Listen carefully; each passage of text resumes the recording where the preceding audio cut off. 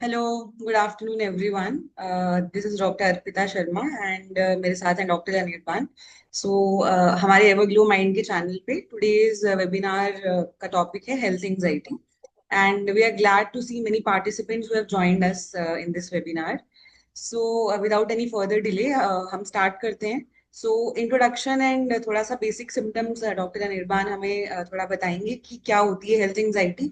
Main चीज है ये जानना इसलिए जरूरी है क्योंकि बहुत बार ये मिस डायग्नोस होता है और इसकी प्रॉपर ट्रीटमेंट अवेलेबल है। अगर ये डायग्नोसिस प्रॉपर हो, हम सिम्टम्स प्रॉपरली जान पाए कि क्या सिम्टम्स हैं, तो हमारी जो हेल्थ एंजाइटी है उस पे काफी जो ट्रीटमेंट मोडालिटीज हम यूज करके पेशेंट को ठीक कर सकते हैं। तो डॉक्टर इरफान स्टार्ट करते हैं and then we'll continue our discussion. Over to you, Dr. Anirban. Thank you doctor Arpita. तो जैसे कि हमने लास्ट वेबिनार में एंजाइटी के बारे में जनरल डिस्कशन किया था। वहां पे हमने बोला था क्या क्या टाइप्स ऑफ एंजाइटी है। वहां पे हेल्थ एंजाइटी बोल के एक टाइप हमने बताया था। डिटेल में डिस्कस नहीं किया था, तो इस वेबिनार में वही डिटेल में डिस्कस करते हेल्थ एंजाइटी क्या है। सो ओपीडी में बहुत कॉमन है कि कोई पेशेंट आती है या आता है एंड दे डिस्क्राइब कि उनको पूरा टाइम कुछ ना कुछ बीमारी के बारे में चिंता रहता है। शायद ये बीमारी हो जाएगा, ये सीवियर बीमारी हो जाएगा, हो गया तो क्या करेंगे। बहुत वो टेस्ट करते रहते हैं, इंटरनेट में सर्च करते रहते हैं कि ये बीमारी का ये लक्षण तो नहीं है। अपने से मैच करते हैं कि ये लक्षण मेरे में मैच हो रहा है तो शायद मुझे ये बीमारी है। और उनका पूरा दिन इसी चिंता में वो प्री ऑक्यूपाइड रहते हैं। तो चलिए आज इसी कॉमन सिम्टम और बीमारी के बारे में डिस्कस करते हैं, हेल्थ एंजाइटी पे।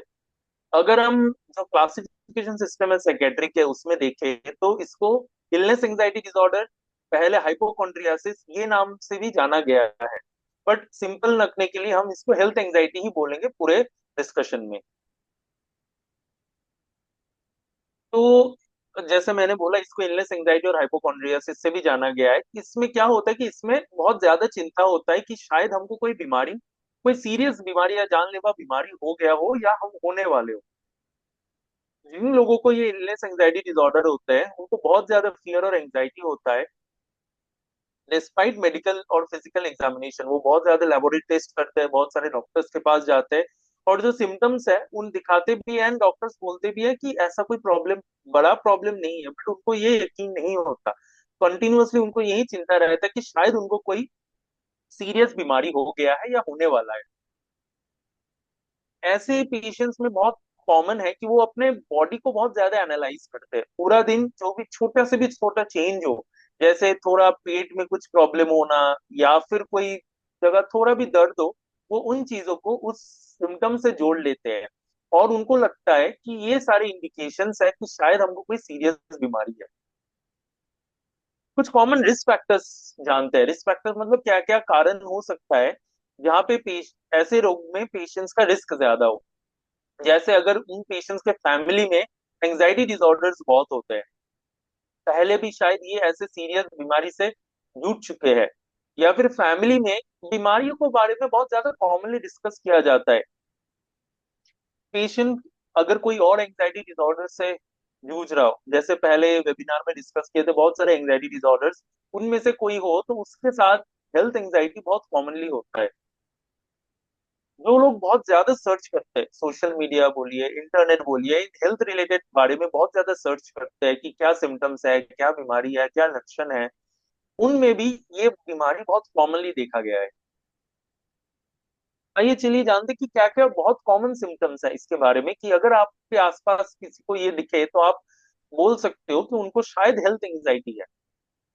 कि कोई बहुत जानलेवा बीमारी के बारे में बहुत ज्यादा सोचना, जैसे कॉमनली हम देखते हैं कि कैंसर, एड्स, जो एक हम बचपन से हमको सिखाया गया कि ये सारे लाइलाज बीमारी है, या बीमारी हो जाए तो इसका इलाज नहीं हो जाता। जनरली इन सब बीमारियों के बारे में चिंता बहुत ज्यादा होता है। एक चीज है कि बीमारी का चिंता होता है, बट वैसा कोई बीमारी के लक्षण दिखते नहीं है या होते नहीं है। अगर होते भी है तो बहुत ही कम होते हैं, माइल्ड होता है, बहुत ज्यादा डिस्ट्रेसिंग नहीं होता है बाहर से दिखने में। अगर कोई मेडिकल कंडीशन ऑलरेडी है तो उसके सिम्टम के अगेंस्ट बहुत ज्यादा एंजाइटी होता है इन लोगों को। और हेल्थ रिलेटेड इश्यूज में कुछ भी, हेल्थ के बारे में कुछ भी बिगड़ गया हो, जो बहुत लोगों को, बाकी लोगों को बहुत कॉमन लगता है, उनको इन सारे प्रॉब्लम्स के बारे में बहुत ज्यादा चिंता होता है, कंसर्न बहुत ज्यादा होता है। और क्या क्या सिम्टम्स हम देख सकते हैं, जैसे छोटे छोटे बिहेवियर्स में बहुत ज्यादा चिंता करना, बहुत ज्यादा चेक करना सिम्टम्स के बारे में, पूरा दिन नेटवर्क, इंटरनेट पे, सोशल मीडिया पे सर्च करते रहना इन बीमारियों के लक्षणों के बारे में, इवन लोगों से पूछना, जिन लोगों को हुआ है उनसे राय लेना कि क्या मुझे ये बीमारी हुआ है, क्या मेरे ये जो लक्षण हो रहे हैं इस बीमारी के हैं। पूरा दिन इसी चिंता में इनका दिन व्यतीत होता है और काम में बहुत इफेक्ट होता है।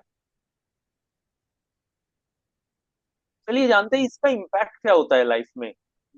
जिनको होता है वो पूरा दिन इसी बारे में सोचते रहते हैं, या घर का काम कर रहे हो, ऑफिस में हो, हर टाइम उनको यही ख्याल रहता है क्या कोई नया सिम्टम आ गया हो, क्या कोई नया चीज डायग्नोज या उस बीमारी के बारे में, किसी को उस बीमारी के बारे में सोचते हैं, सुनते हैं तो बहुत ज्यादा एंजाइटी होता है उनको एफिशिएंसी कम हो जाता है, काम में मन नहीं लगता।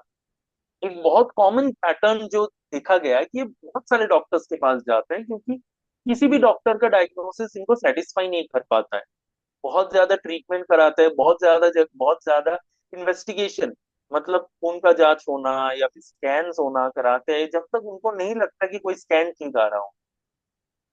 इनमें शायद कोई कोमॉर्बिड साइकेट्रिक बीमारी भी डेवलप हो जाता है, जैसे अगर किसी को पूरा दिन यही लगता है कि उनको एंजाइटी है, एड्स है, कैंसर है, तो उन वो मन भी उदास होता रहेगा, शायद वो नशे की तरफ भी जा सकता है। तो ये सब कॉमन सिम्टम्स है, बहुत ज्यादा रिसर्च करते हैं वर्चुअल मीडिया में इस बारे में।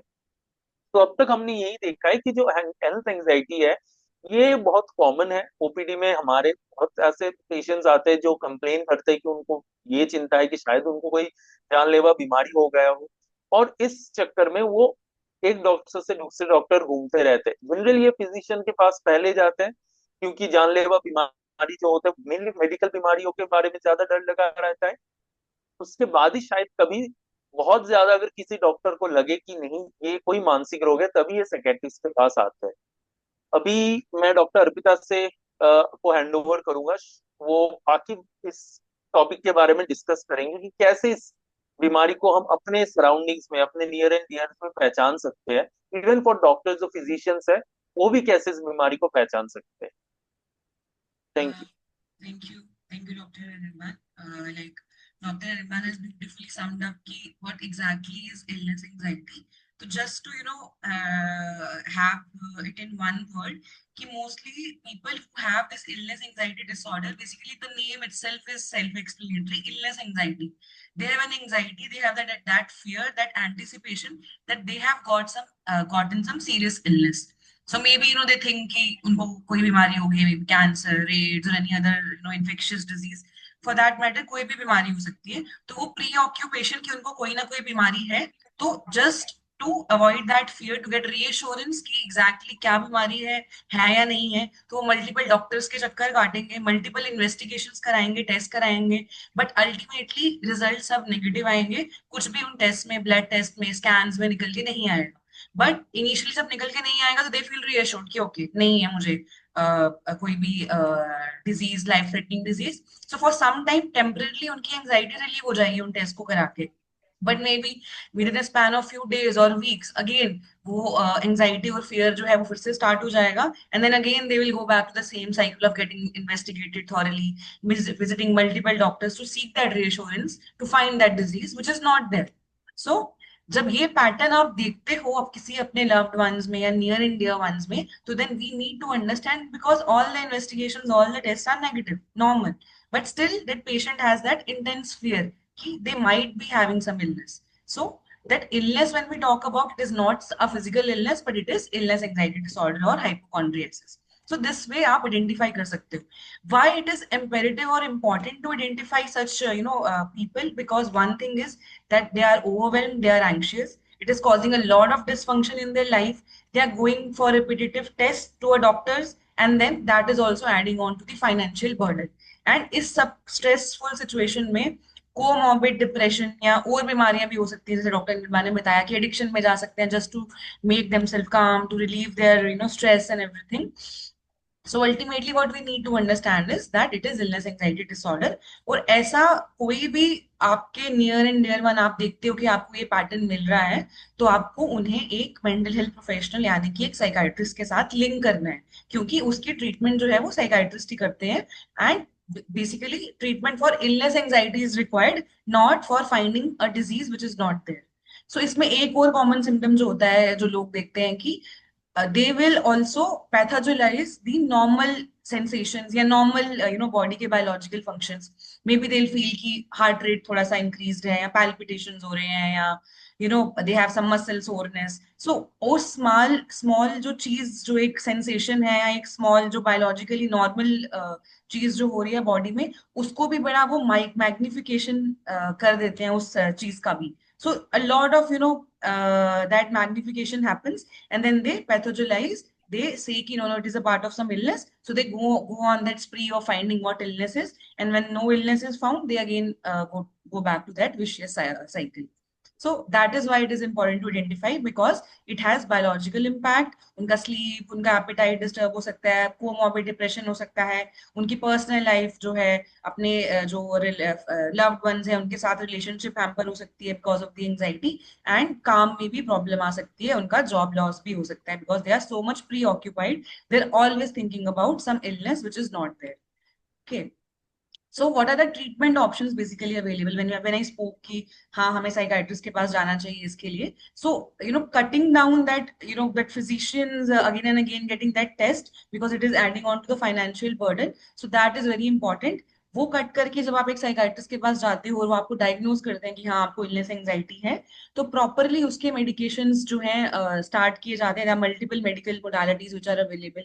अगर कोमॉर्बिड एंजाइटी बड़ी ज्यादा सीवियर है या डिप्रेशन है, तो एंटी डिप्रेसेंट मेडिकेशन जो हैं within the supervision of psychiatrist हम स्टार्ट करते हैं. We have plenty of options of anti depressant and anti anxiety medications which are given based on individual patient की पेशेंट प्रोफाइल कैसा है, क्या क्या चीजें और डिस्टर्ब है, उसके हिसाब से tailor made anti depressant treatment start की जाती है.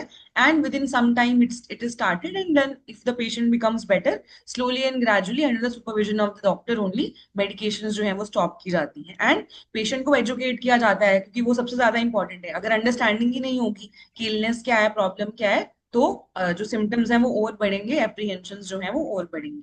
सो that is very very important first to understand, to educate the patient कि एग्जैक्टली इलनेस एंजाइटी है क्या है, and how the behaviours which they are doing repeatedly to seek that reassurance to get better, वो कितने counter productive हैं, वो कितनी anxiety को इंक्रीज कर सकते हैं. So cutting down those behaviours, वो checking behaviour again and again, internet पे गूगल करते रहना कि क्या सिम्टम है, मुझे ये सिम्टम हो रहा है तो क्या ये बीमारी होगी या नहीं होगी, फिर बाद में वो एंजाइटी का हाइटन होना, वो सब बिहेवियर्स जो है उस पे हम वाया काउंसलिंग एंड थेरेपी भी वर्क करते हैं, जिससे वो बिहेवियर्स कट होते हैं. The person starts focusing on the things which are important, and to calm down the anxiety many other behavioural techniques, काफी ज्यादा एक्सरसाइजेस वगैरह डिस्कस की जाती हैं, पेशेंट को ट्रेन किया जाता है कि जब वो उस एंजाइटी स्टेट में होंगे कैसे वो अपने आप को काम कर सकते हैं. And if no treatment modality is working, they can any time visit the doctor and get the treatment changed, क्योंकि मल्टीपल ऑप्शंस अवेलेबल हैं इस बीमारी को ट्रीट करने के लिए. सो सबसे इंपॉर्टेंट चीज यही है कि इलनेस एंजाइटी है क्या है, और कब आपको एक डॉक्टर के पास जाना है, when you for identification and then going to the psychiatrist just to get the proper treatment. Because we see patients कि उनमें for last 10-20 years illness anxiety जो है स्टार्ट हो गई होती है, but still they don't know that what it is exactly. They still keep on going every monthly or maybe weekly also to doctors and get those tests done, and all the tests are normal. So it can be that chronic also. So picking it very early and then giving a proper treatment is very very important, so that the person starts feeling better. So that was what we felt कि एक important है topic, क्योंकि हम ये patients जो हैं बड़ा commonly देख रहे हैं अपनी ओपीडीज में. सो वी डिसाइडेड कि चलो उस पे हम एक शॉर्ट डिस्कशन जो है वो प्लान करते हैं. So I guess you got some understanding, and if you have any questions you can write down in the chat box. Doctor Nirban, you want to add anything? हाँ, एक बहुत कॉमन क्वेश्चन होता है, देख रहा हूँ मैं लोग लिख पे रहे हैं कि कब उनको लगेगा कि हमको डॉक्टर के पास जाना चाहिए, बिकॉज ये जो बीमारी का लक्षण होता है, जो बीमारी के बारे में चिंता होता है, बहुत कॉमनली होता है. जैसे कॉमनली देखा है कैंसर, एड्स, इन्फेक्शन। तो शायद उनको डर लगा रहता है कि साइकेट्रिस्ट के पास जाएंगे और शायद कोई असली में बीमारी हो, वो मिस हो जाए। तो इस डर को कैसे दूर करें? हम्म। तो द सेम थिंग, मतलब मैंने जो पहले भी आपको पॉइंट आउट किया कि पहले तो आइडेंटिफिकेशन इंपॉर्टेंट है, और आइडेंटिफिकेशन पे आपने देख लिया कि रिपीटेटिव पैटर्न है कि आप जा रहे हो डॉक्टर के पास, कोई बीमारी निकल के आ नहीं रही है, सब टेस्ट नॉर्मल है, आप थोड़ी देर के लिए बेटर फील करते हो बट फिर से वो पैटर्न हो जाता है। जब ये पैटर्न आपको दिख रहा है अपने आप में या किसी और में, तो आपको ज्यादा उसमें सोच विचार करने की जरूरत नहीं है। You can just go to a psychiatrist and they will take care from there. They will make you understand की व्हाट एग्जैक्टली इट इज, आपकी अंडरस्टैंडिंग इंप्रूव होगी और आपके लिए स्पेसिफिक मेडिकेशन स्टार्ट जो है वो की जाएंगी। One more question I am seeing is that the people have doubts कि क्या मेडिकेशंस एडिक्टिव होती हैं और कब तक हमें लेनी है, कब स्टॉप करना है। हाँ, so we all have that apprehensions because how psychiatry involve कि साइकाइट्रिक मेडिकेशंस एडिक्टिव हैं। But we need to have that risk benefit because abhi we have multiple plenty of options available. And if you start the medications supervision of your doctor, and once you start feeling better, अगर doctors को लगता है कि चीजें ठीक हैं, आपकी understanding improve हुई है, आपके सारे जो क्वालिटी ऑफ लाइफ है वो भी इंप्रूव हुई है, कोई दिक्कत नहीं आ रही है, तो slowly and gradually with in a span of month also medications जो है वो डिक्रीज की जाती हैं, but only under the supervision of doctor. Suddenly आपको अगर आप बेटर फील कर रहे हो तो आपको इसका मतलब ये नहीं है कि आप स्टॉप कर दो medication and then, because we see many people, okay some people they don't relapse but many people can relapse also if the illness is very hmm. Chronic. So अगर आप सुपरविजन में करेंगे अपने साइकाइट्रिस्ट के, तो definitely many a time medications are stopped and maybe sometimes few sessions of therapy are required. And अगर अगर फिर से रिलैप्स भी हो रहा है प्रॉब्लम का, तो at least you know and you have a better understanding and you know which doctor you have to visit. So that is important. And duration of treatment depends on it's very individual. It may take few months or it may take 1 or 2 years as well. But it all depends on your condition, the severity of problem, and many other factors also. So when you visit your doctor, you can ask your questions because every patient has an individual need which doctors cater to. They evaluate and then they cater to that.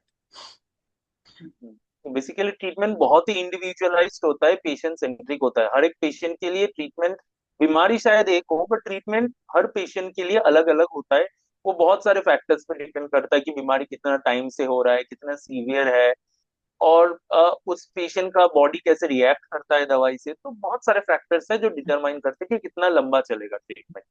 But वही है, the important part is कि आपको हिचकिचाना नहीं, hesitate नहीं करना है कि हम नहीं स्टार्ट करेंगे मेडिकेशंस, बिकॉज मेडिकेशंस और therapy what ever is required based on the assessment, individual assessment, you should go ahead with the treatment because ultimately it is your life, your quality of life is getting hampered.